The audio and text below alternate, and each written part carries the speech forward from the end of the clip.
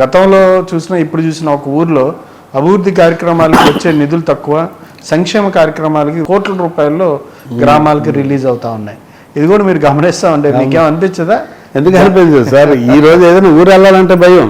నాయకులుగా ఒక గ్రామం వెళ్తే వాళ్ళు అడుగుతారు ఖచ్చితంగా, సార్ మాకు డ్రైన్ ఉంది అంటే వెంటనే ఎన్ఆర్జీఎస్ ఫండ్స్, సెంట్రల్ ఫండ్స్ ఏటున్నా వాటి నుంచి ఏదైనా ఇద్దాం నాకు ఆలోచన. కానీ ఇంకా నేను అనొచ్చు అనకూడదు కానీ sarpanch MPTC better MLA MLC కంట. ఎందుకంటే సర్పంచ్ దగ్గర గ్రాంట్ ఉంటుంది, పంచాయతీకి సంబంధించి జనరల్ ఫండ్ ఉంటుంది, లేదా 15th ఫైనాన్స్ ఏదో ఉంటుంది. వాళ్ళు ఏదో రోడ్డు ఏదో కాలువ బోరో తీయగలరు, మేము వెళ్తే అది చేయలేము. మండల పరిషత్కి వెళ్తే వాళ్ళకి సంవత్సరానికి 40 లక్షలు 50 లక్షలు మండలాలకు వస్తున్నాయి, మున్సిపాలిటీలకు వస్తున్నాయి. ఈ ఎమ్మెల్యేలకి ఎమ్మెల్సీలకి ఏటిదో పరిస్థితి తెలియదు, గ్రామాల్లోకి వెళ్ళలేని పరిస్థితి ఉండాలి ఖచ్చితంగా. ప్రతి గ్రామంలో కూడా మా ఎమ్మెల్యే గారు ఇది ఇచ్చారు, పార్టీలు వదిలేండి. పార్టీలు గారు గత ప్రభుత్వంలోనే అంతకుముందు కూడా ఇచ్చుంటే బాగున్నాం.